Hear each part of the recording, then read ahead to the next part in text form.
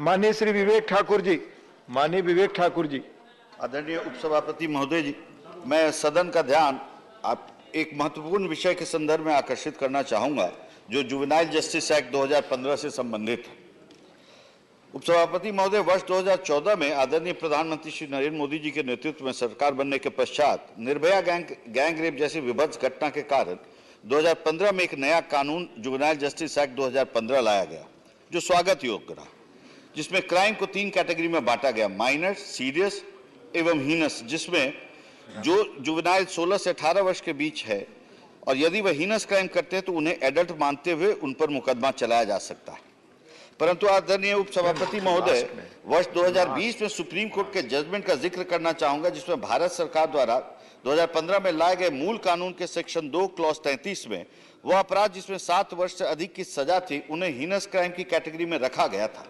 परंतु supreme court के 2020 के जजमेंट में, जिसमें सुप्रीम कोर्ट द्वारा यह कहा गया कि जिन अपराधों में 7 वर्ष से अधिक सजा का प्रावधान है परंतु जिसमें कोई मिनिमम पनिशमेंट का प्रावधान नहीं है अथवा 7 वर्ष से कम मिनिमम पनिशमेंट का प्रावधान है, उन्हें हीनस क्राइम में नहीं गिना जा सकता। इसी कारण भारत सरकार को 2021 में कानून में संशोधन करना पड़ा। इस संशोधन से आदरणीय उपसभापति महोदय, कई हीनस क्राइम में जुवेनाइल क्रिमिनल्स बिना सजा पाए ही छूट जा रहे हैं।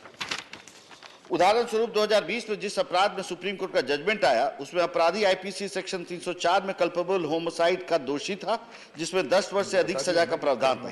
परंतु सुप्रीम कोर्ट के निर्णय के कारण आईपीसी 304 में कोई मिनिमम पनिशमेंट का प्रावधान ना होने से उस पर एडल्ट के रूप में मुकदमा नहीं चला। इसलिए यह बहुत गंभीर विषय है सभापति महोदय, क्योंकि सिर्फ मिनिमम पनिशमेंट का प्रावधान ना होने से हीनस क्राइम करके भी जुवेनाइल अपराधी राहत प्राप्त कर रहे हैं। हाल ही में कठुआ गैंग रेप केस में भी सुप्रीम कोर्ट ने अपने जजमेंट में यह ऑब्जर्वेशन दिया कि जुवेनाइल जस्टिस एक्ट 15 में संशोधन की आवश्यकता है, क्योंकि कई जुवेनाइल क्रिमिनल्स हीनस क्राइम में राहत प्राप्त कर रहे हैं। चाहे जामतारा का ऑनलाइन फ्रॉड हो या डार्कनेट के माध्यम से ड्रग पेडलिंग हो, रेप्स हो, शूटआउट हो, इस सभी में अधिकांशतः देखा गया है कि 18 वर्ष से कम जुवेनाइल्स का क्रिमिनल गैंग या इंटरनेशनल सिंडिकेट्स क्राइम के लिए यूज करते हैं। इसलिए विभिन्न देशों में भी जुवेनाइल को एडल्ट मानते हुए केस चलाने की उम्र बेहद कम रखी गई है। इसलिए आपके माध्यम से उपसभापति महोदय, मेरा सदन से एवं सरकार से आग्रह है कि जल्द से जल्द इस कानून में संशोधन लाया जाए, जिससे जुवेनाइल द्वारा होने वाले अपराधों में भी कन्विक्शन रेट में बढ़ोतरी हो और अपराधियों को सजा मिल सके। धन्यवाद।